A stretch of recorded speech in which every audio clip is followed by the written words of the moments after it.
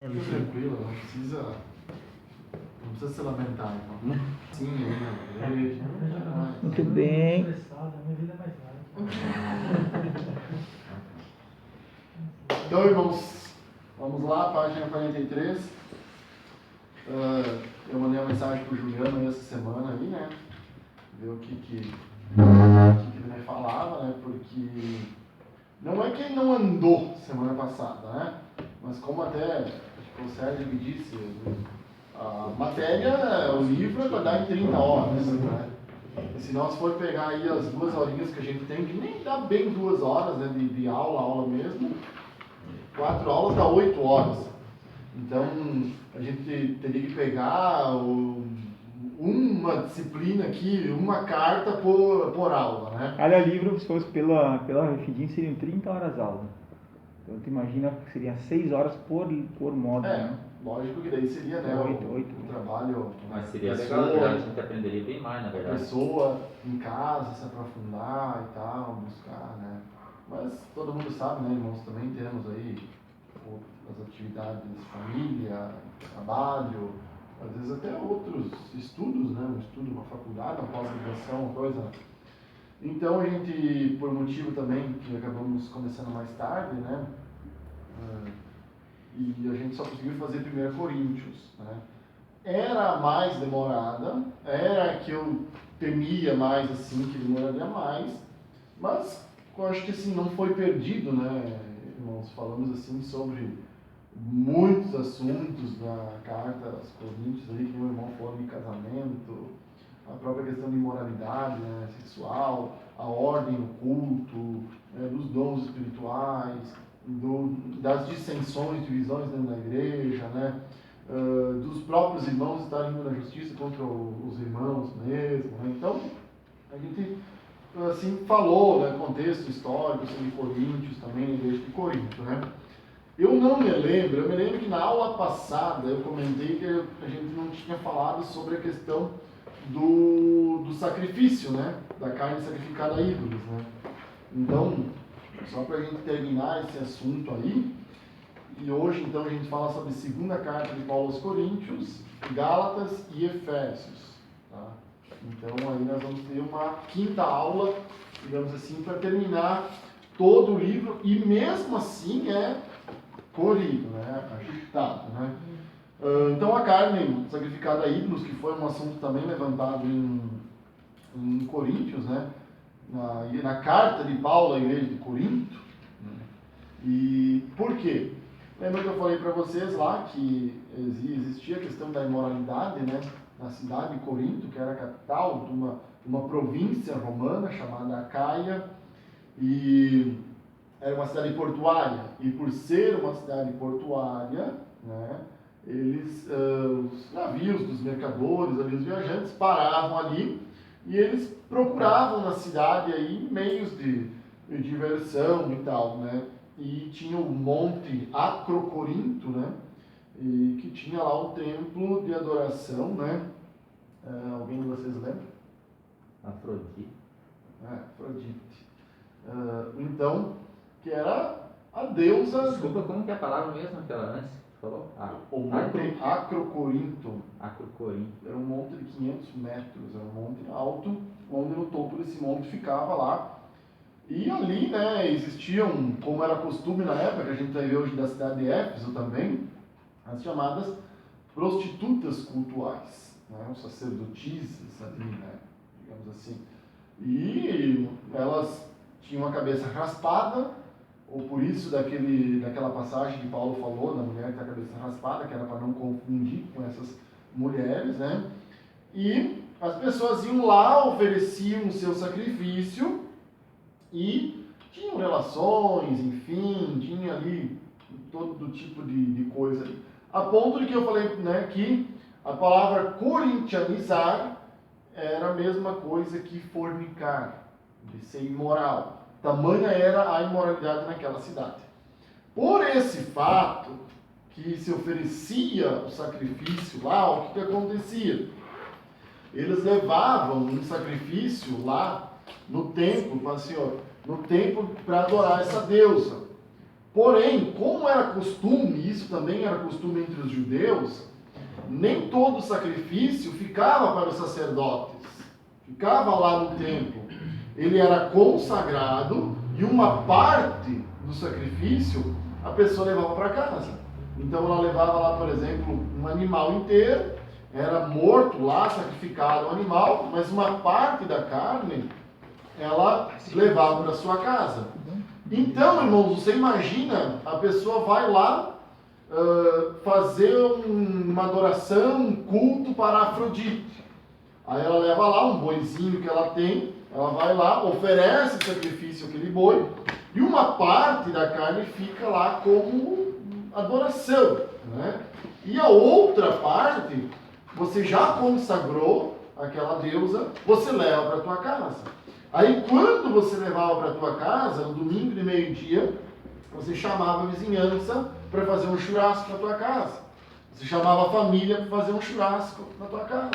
E aí que começou essa controvérsia, entendeu? Acerca de comer a carne sacrificada aos ídolos. Aí muitas pessoas que eram evangélicas, que eram cristãs na época, elas chegavam na casa de alguém para comer uma carne e elas perguntavam: da onde que veio essa carne aqui? Não, essa carne aqui eu sacrifiquei lá e tal, mas sobrou aqui e tal, e então a gente está aqui fazendo o churrasco aqui.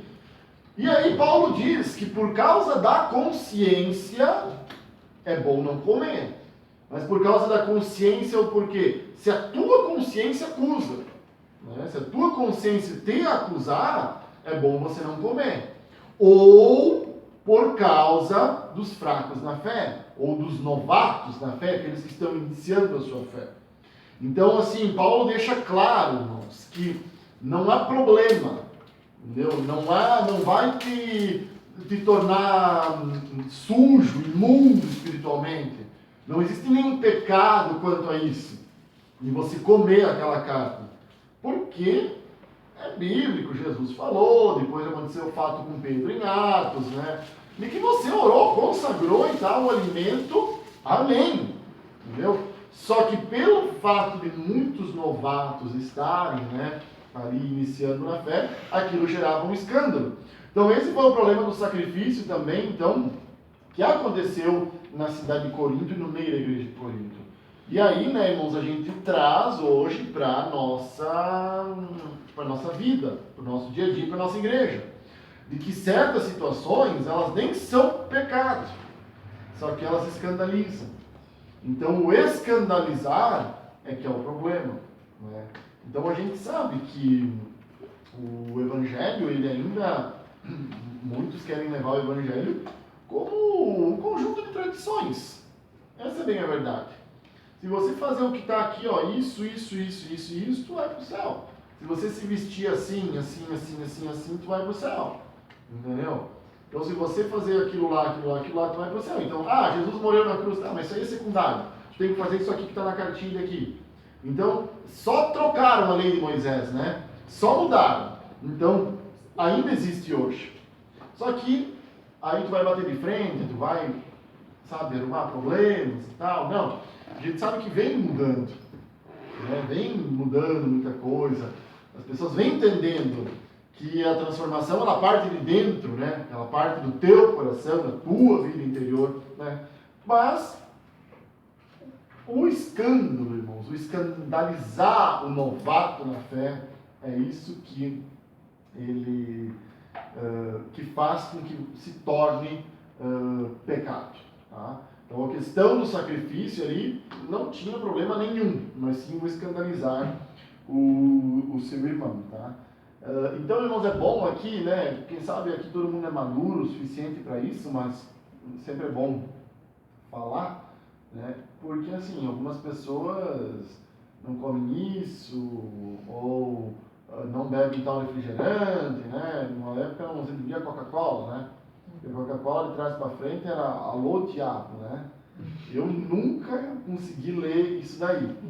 E daí a pessoa não toma Coca-Cola, mas ia lá e tomava Fanta, que é a mesma empresa. Né? A mesma empresa, a Coca-Cola que fabrica a Fanta. Né?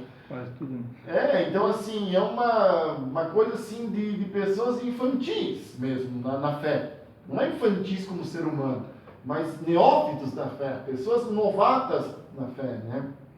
Agora, se escandalizar, né? Daí, só para dar como às vezes é tão falso isso, né? Há anos atrás, tinha um casal que era da Assembleia, morava assim, vizinho do meu sogro, né? Muitos anos atrás. Daí eles não podiam ter televisão, né? Mas daí toda noite eles saíam, eles iam lá no meu sogro para assistir a novela e coisa, e meu sogro trabalhava tipo às 3 da manhã, ele tinha que acordar cedo e não tinha vergonha de dizer pros caras, né? Daí não podiam teoricamente ter em casa, mas daí iam no vizinho, então quer dizer, acabava dando o quê? Mau testemunho, né? Porque A daí... TV era pecado só na casa deles, no outro. exato, Nosso né? pastor ia lá, não tinha TV. Mas tem denominações ainda, irmã Juliana, porque tinha uma empregada lá em casa que ela não tinha TV. Proibidíssima a TV. Mas daí internet, não podia, só Facebook. É que na época que tal, fizeram só TV. na hora que fizeram a norma lá, não existia na internet, né? Daí ficou... Viu? TV não pode, mas Netflix no celular pode, né? E assim, Mas é. e aí vinha lá e... Não, bota esse negócio aqui no YouTube. Mas eu vi ontem, isso aqui é legal, isso aqui é legal. Mas não pode ter TV, na TV não pode, né? Bota no celular, não na TV, no A celular. gente teve caso aqui, TV é pequenininha. lá atrás, pastor aí, que pastoreou aqui, que daí não... A TV assim era meia, né? E daí ele tinha televisão, tipo, só pra assistir pregação. Daí os obreiros também podiam ter televisão só pra assistir pregação. Eles não podiam ter antena da televisão, nada, né? Mas daí viviam alugando filme. Na época tinha muito essa questão de locação de filme. Então, assim, Não, é uma hipocrisia, na verdade, né? E na verdade, assim, né, irmão, é bom a gente ter a cabeça aberta, porque quantos aqui já ouviram que Hellmans é homens do inferno, no inglês? Já ouviram? Hell é inferno. Sim, E man, homem. sim. Entendeu? Então, o man com E seria homens, né? E daí mesmo assim, Hellmans. Não é assim que a pronúncia que se escreve, né? O man, M-A-N, é homem no singular. Aí, assim, ó, a vida inteira eu ouvindo isso. Mas nunca dei bola, entendeu? Se o cara quiser colocar lá, eu só sei que a maionese é boa e ponto final, entendeu?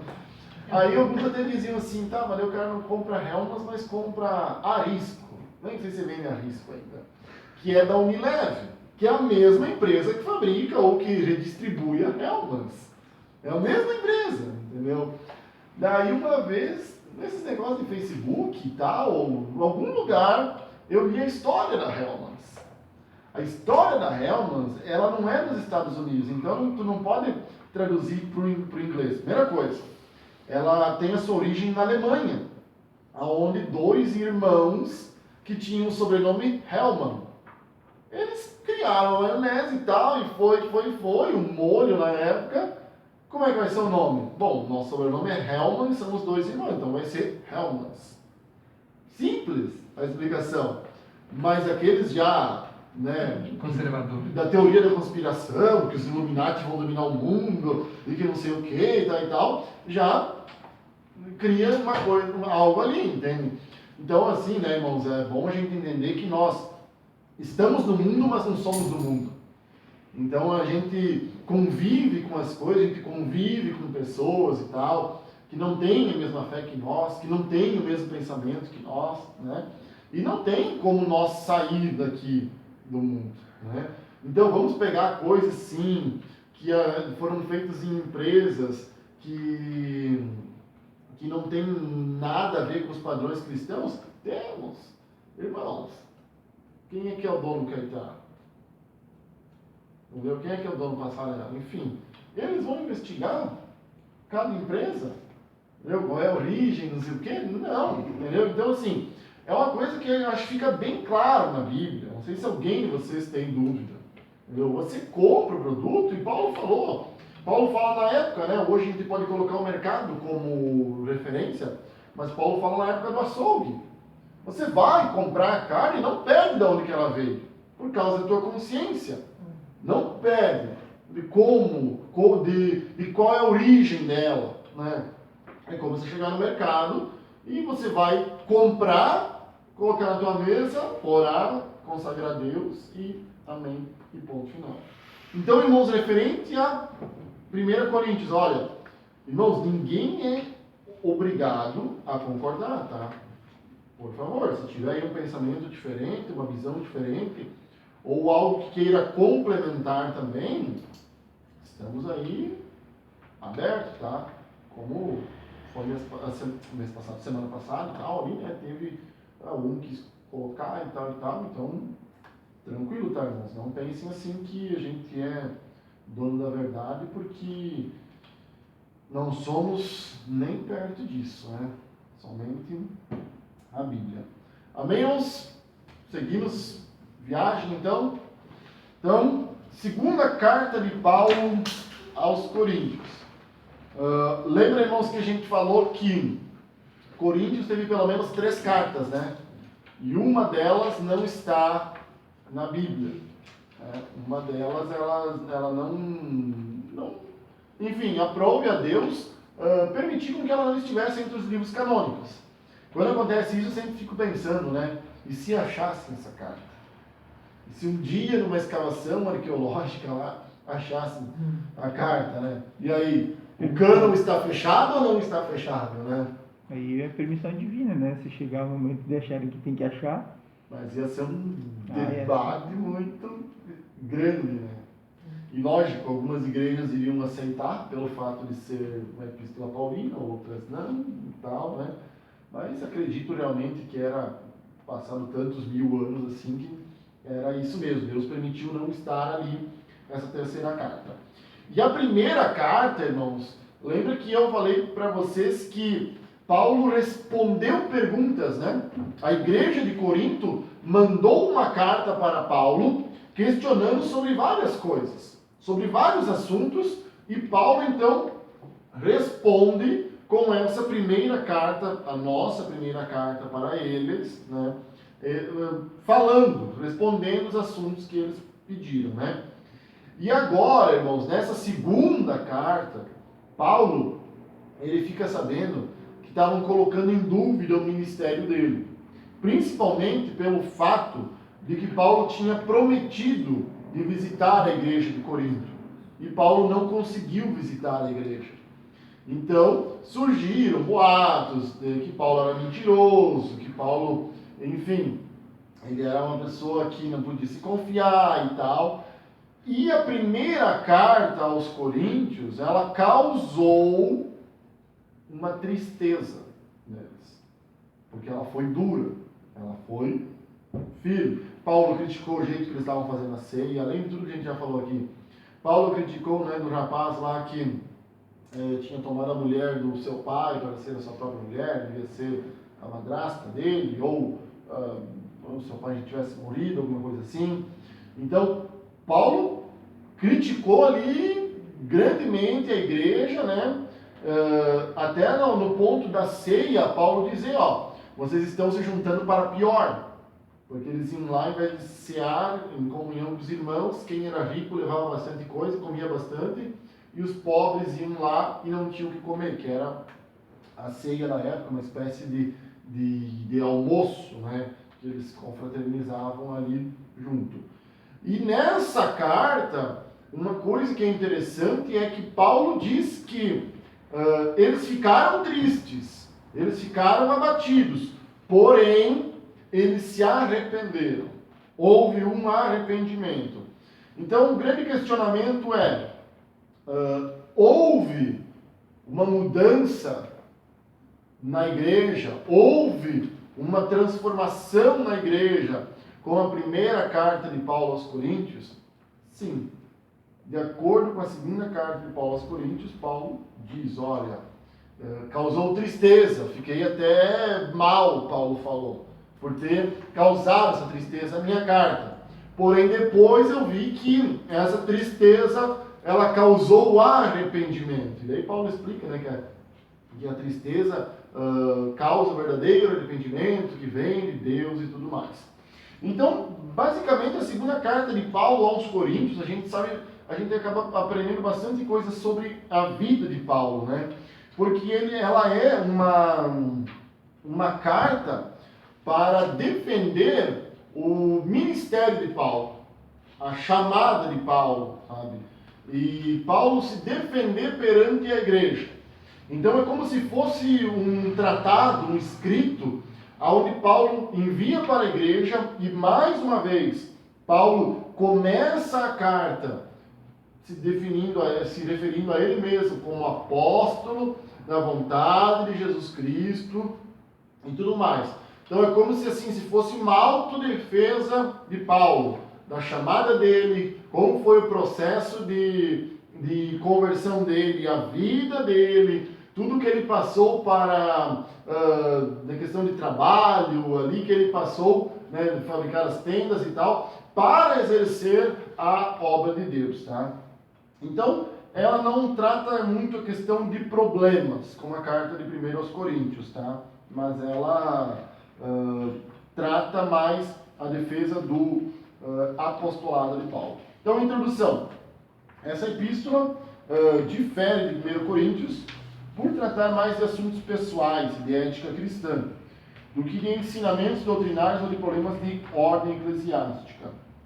Não consistem essencialmente de uma obra doutrinária, embora apareçam nela algumas doutrinas discutidas pelo apóstolo Paulo. Também nos fornece uma boa quantidade de material biográfico, o que ajuda a conhecer melhor a vida do apóstolo Paulo, né? Então, como eu falei, ela mais vai defender a questão do apostolado de Paulo. O autor, então, é o próprio Paulo, não precisamos nem debater quanto a isso. A data, né? Tendo como pressuposto que Paulo escreveu essa epístola em sua terceira viagem missionária e após 1 Coríntios, é possível situar uma data entre 55 e 57 depois de Cristo. Para a senhora. Propósito e temática, irmãos, adiante. Paulo escreve 2 Coríntios para se defender não só contra as críticas ocasionais de alguns membros da igreja, mas também contra as calúnias e acusações que os seus inimigos lhe dirigiam, onde quer que pregasse. Aqui nós temos algumas passagens, irmãos, aqui. Deixa eu pegar aqui para nós ler.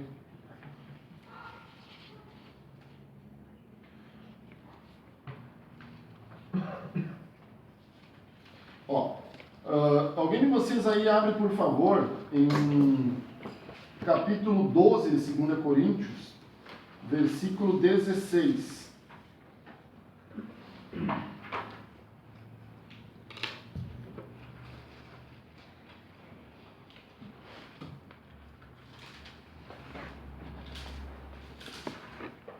Outro pode abrir em 2 Coríntios, capítulo 10, versículo 10.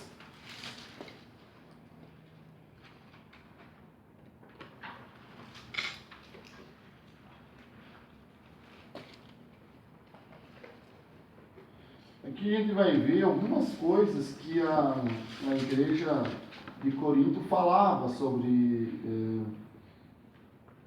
Paulo. Outra pessoa pode abrir em 2 Coríntios, logicamente, capítulo 1, versículo 17. Bom, uma das coisas então é a questão da aparência de Paulo, né? Que a igreja acabava criticando isso, que as cartas dele eram fortes, mas ele não era tão forte assim pessoalmente, né? Que está em 10 e 10. Quem achou aí, por favor, pode ler. Porque as suas cartas dizem são graves e fortes, mas a presença do corpo é fraca e a palavra desprezível. Bom, então como eu falei, né, que Paulo ficou sabendo do que algumas pessoas ali estavam tentando, né, menosprezar o ministério dele, né? Se fosse na linguagem de hoje, eles iam ter falado assim, ó, não, ele é macho por carta, mas pessoalmente, entendeu? Já é mais, não é tudo isso não, entendeu? Então, mais ou menos isso, que era uma crítica da igreja. Da igreja não, de algumas pessoas dentro da igreja, né?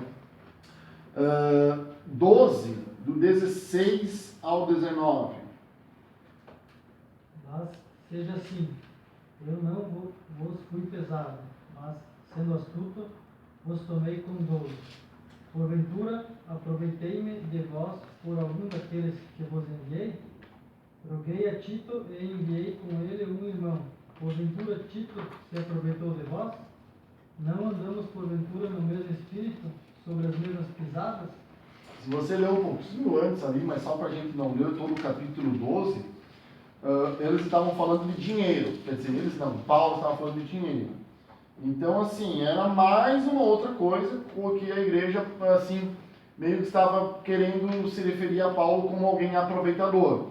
Em determinada situação ali, Paulo até fala que ele chegou a Corinto, que ele foi ajudado na obra através das contribuições dos irmãos da Macedônia e não dos irmãos de Corinto. E que ele trabalhou como fabricante de tendas, né, para se sustentar enquanto ele esteve ali na igreja, na cidade de Corinto, né, por aproximadamente 1 ano e meio, né, que nós falamos aqui na aula passada, que foi um período. Então ele até diz, olha, eu enviei a Tito para vocês, para pastorear vocês. E por acaso Tito foi pesado para vocês? Por acaso ele, então, se aproveitou de vocês, né? 2 Coríntios, capítulo 1, 17, versículo 17. Só um detalhe, professor, aqui ele estava onde quando ele estava escrevendo essa carta aí? Na verdade, assim, ó, tem gente que diz que ele estava em Éfeso, né? A localização, assim, específica, assim, porque como ela não é uma carta da prisão, não tem como dar uma certeza, entendeu? Mas é bem provável que ele estava em Éfeso. Que não era muito distante, né, de Corinto.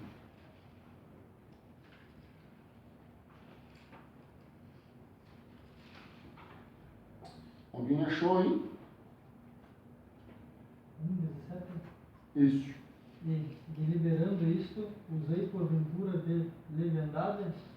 Ou o que delibero? O delibero segundo a carne, para que não haja em mim sim, sim e não, não?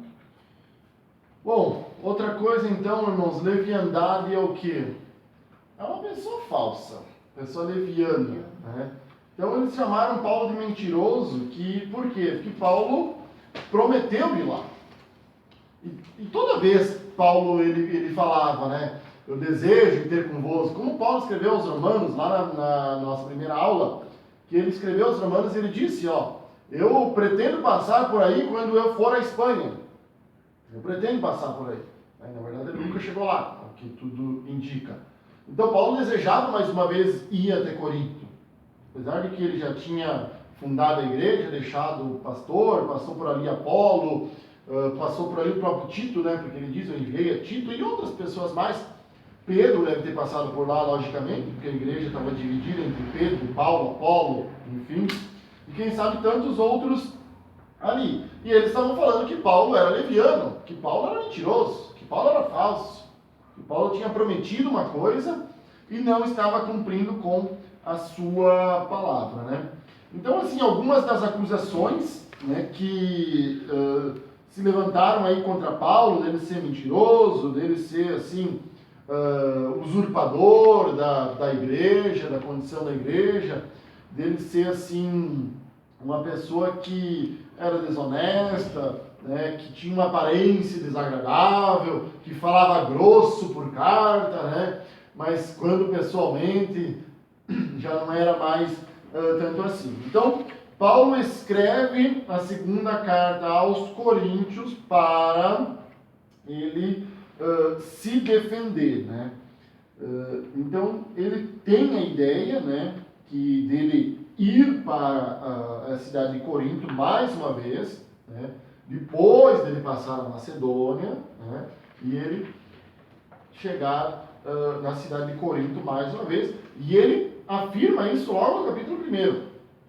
Ele ratifica que, olha, o que eu falei para vocês é verdade. Eu tenho desejo de visitar vocês novamente. Eu preciso, né, passar na Macedônia e tal. e depois eu vou visitar vocês aí se tudo der certo, né? Então ele não chegou aí, então? Essa terceira ele não chegou a entrar de volta em Corinto? Isso eu não sei, Daí não sei te dizer, sinceramente, se ele chegou em Corinto. Eu acredito que a Bíblia não fala sobre isso não. Né?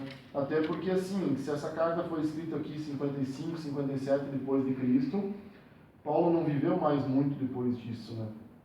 Ali no 14, ó, no 12, 14, ele fala ali, ó, eis aqui estou pronto para, pela terceira vez, Capítulo ir, 12. no 12, versículo 14, estou pronto para, pela terceira vez, ir ter convosco, e não vos serei pesado, pois que não busco o que é vosso, mas sim a vós. Aqui a gente leu o 15, né? Onde Paulo estava falando da questão que diziam que ele era aproveitador da igreja financeiramente e tal. Até porque era um costume, né, de Paulo pedir ofertas das igrejas, né, irmãos? E aqui ele fala, até novamente, né, de ele recolher ofertas das igrejas, e quem sabe a igreja ali interpretou errado, né? Bom, Paulo tinha desejo. Se ele foi, eu sinceramente não sei, mas acho que a Bíblia não se refere a isso, né? Então, Paulo vai falar alguns outros assuntos, né? Na página 46, irmãos, a gente vai ver aqui, na 47 mais precisamente, né? Paulo vai falar na questão do antigo pacto e o novo pacto, né? Então, Paulo ele usa muito na questão de comparações, né? E isso era uma prática de Paulo. Você vai ver Paulo falando em Romanos muito sobre isso, né? O jeito de ele falar, né? E Paulo aqui está falando então da questão do antigo pacto, da lei e do novo pacto da aliança em Cristo Jesus, né? Então ele fala assim, não é muito para tratar de problemas, né, irmãos? Mais para frente, então, ele fala aqui na página 48, né, da questão da imortalidade da alma, o ministério da reconciliação. Aqui no 6.8, Paulo fala um assunto que é bem conhecido na igreja, tá? Que está no capítulo 6, versículo 14, né, de 2 Coríntios, logicamente, né, onde Paulo fala sobre o jugo, né, o jugo desigual, né? Diz assim: não vos prendais ao jugo desigual com os infiéis, porque sociedade tem a justiça com a injustiça, e comunhão tem a luz com as trevas, né? Então esse é o versículo mais utilizado para defender a não união matrimonial entre um crente e um descrente, né? Entre um que serve a Deus e tal, e alguém que não serve a Deus, né? Apesar de que a gente viu na aula passada que se um dos cônjuges se converte ao Senhor e o outro aceita isso, não pode haver divórcio. Não é por causa que não se converteu, meu marido não se converteu, então eu vou abandonar ele. Minha esposa não se converteu, eu vou abandonar ela. Não, a Bíblia fala lá, a gente debateu sobre isso, né? A Bíblia é clara, ela é enfática ali. Mas aqui fala nessa questão do jugo, né? O que era o jugo, irmãos? Vocês sabem o que era, né? Eu já ouviram falar do jugo, que era um negócio que era colocado nos animais, né? Então, pela lei de Moisés, você não poderia colocar dois animais diferentes debaixo do mesmo jugo. A consequência era você ter que sacrificar os animais, porque era contra a lei de Moisés. Então, é lógico que a lei era uma sombra, então ela tipificava de algo muito maior, né? Então, era você colocar uma ovelha e um boi, né, debaixo do mesmo jugo. Não vai dar certo, né? Todo mundo sabe que não vai funcionar muito bem ali a forma de arrar a terra e tal, né? Então aqui Paulo fala, é muito falado isso daqui por causa do casamento, tá? Mas não é nem só a questão do casamento que fala aqui, né? Eu ouvi falar, às vezes, sobre vários exemplos, sabe? vários exemplos assim de você se colocar em um julgo desigual ou não, né? Então, questão de casamento, irmãos, assim, mesmo que não está aqui muito específico, né? Mas a gente pode pensar até por uma questão de lógica, né? Uma vez eu fiquei um rapaz, ele ia estava namorando uma moça adventista. Ou ia começar a namorar uma moça adventista, eu me lembro que já faz isso, acho que faz 10 anos já. E na época eu participava do grupo de jovens e tal, e o líder dos jovens, acho que faz mais de 10 anos, uns 12 anos. O líder dos jovens até comentou, né? Porque mas lá, o adventista tem lá seus problemas e tal, mas digamos assim, muitas coisas são semelhantes a nós. Muitas coisas, quem sabe 80% do que está lá é semelhante a nós. E daí ele só fez uma pergunta, né, para ele. Não, o cristão, ele namora com o intuito de casar. Ele não namora por namorar, mas é sempre focado em casar. Não quer dizer que vai acertar na primeira ou no primeiro, né? Mas é com aquele intuito, né? E conhecer. Não, tem que justificar também, né? Entendeu? Difícil tu acertar no primeiro ali, né? Aí ele só respondeu assim para o jovem: quando vocês casar e vocês tiverem filhos, aonde você vai criar teus filhos? Tu vai criar aqui na Assembleia de Deus ou tu vai criar na Adventista? Porque vocês podem até se dar bem desse jeito. Ela vai lá, você vem aqui e tal, vocês se respeitam, acabou o culto. Então eu achei uma pergunta muito interessante. E algumas coisas que eu ouço na minha vida assim eu acabo gravando, entendeu? Então com aquela pergunta fez o rapaz pensar.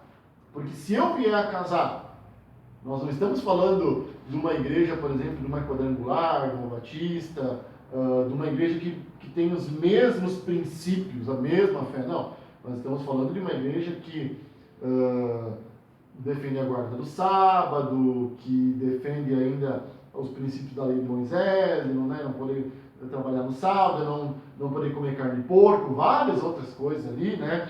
Inclusive a questão também daquela Ellen White, né, que é a fundadora deles e tal, de que tentou adivinhar o arrebatamento umas 2, 3 vezes. Então, umas coisas complicadas lá, né? Então, onde é que você vai ensinar o teu filho? Mas eu acho que nesse caso, se temos que pensar que, como acontece hoje, naquela época também, a igreja começando, muitos casais já existiam, né? E como acontece hoje, muitas vezes um dos dois vai para a igreja e o outro não aceita a fé. Então, mais do que, eu acho que começar um casamento já em julgo desigual é realmente pedir para tomar choque. Mas quando você já está casado, né, e um aceita a fé, isso aconteceu na minha casa, né? Isso foi ainda o que Paulo falou em 1 Coríntios, Juliano. Não pode haver separação. Mas aí, exatamente, mas a questão é assim, ó, defina o que é aceitar a fé. Até o que Paulo falou é o seguinte, que pouca gente fala isso, porque daria muito divórcio, né? Pode se separar. Pode. Paulo disse ali. Só não pode casar de novo. Não, é então, que na verdade é assim, ó, Paulo fala só, eu não estou dizendo, eu estou dizendo assim, ó, que Paulo dá essa referência no sentido assim de que é julgo desigual justamente, mas era essa orientação para não se separar, justamente, né, não é nem casar com pessoas de outra nem é cogitado, né, ali é mais realmente assim, já está casado e aí vim para a igreja agora, né, não, se ele aceita viver contigo, não te separes, né. Mas aí vem uma vez eu entrei numa discussão séria, discussão não, né? Na época a gente, num debate com o pastor na época da Batista, por causa da situação da minha mãe, né? Porque essa questão, o que é o aceitar viver? Eu entendo que aceitar viver em paz, é respeitar a tua fé, entendeu? Isso é aceitar. Agora, digamos assim, na época, né? Como acontece muito com meu pai, ele maltratava a mãe, ele colocava a culpa de tudo que era errado na igreja, ele não queria que ela fosse, todas essas coisas. Então, no meu entendimento, isso não é aceitar a fé. Não aceita viver com ela naquela condição, na cabeça dele, para ela tem que deixar a fé dela, né? Então, às vezes, essa é uma confusão. Aceitar viver não quer dizer viver sofrendo, é aceitar quando a pessoa, não, tu tem liberdade, vai, né, eu te apoio, eu não quero ir, mas Eu conheci muitos casais assim, que é respeitando a fé da pessoa, né? Agora, não é... Daí entramos nessa discussão, né? Porque se daí a minha mãe vai, digamos, é obrigada a viver o resto da vida dela, muitas vezes sendo maltratada, apanhando em algum momento, né? Até com violência e tal. Então, ele não aceitou a fé dela, né? Não aceitou viver com ela na condição dela de cristã. Ele quer que ela deixe a fé dela, né? Então é uma diferença que às vezes é importante, porque às vezes da forma que tu fala, dependendo de como a gente coloca, né? Dá a entender que se a pessoa não expulsar a outra de casa, então ela... Mas o pastor né? defendia o quê? Que ela ficasse casada. Ele defendia, foi nessa linha, né? Que isso não é... que era mais o que era o aceitar, né? Que daí nós colocamos a expressão, e né, o entendimento dele, a mãe não estava correto de se separar, né? Enfim, então mas era isso, Eu já falei, acho que falei até na aula passada aqui, né? Se eu fosse pastor, eu ia, acho que mais desfazer casamento do que casar. Porque certas coisas, e esse aí seria um fato. Jamais eu ia dizer para uma mulher continuar casada, uma pessoa, ela vai apanhar, e nem vai apanhar, né? Porque às vezes o que tu ouve dói mais, às vezes do que levar um tapa, né? Palavras e tal, assim, eu sinceramente ia dizer, ó, vai ser feliz.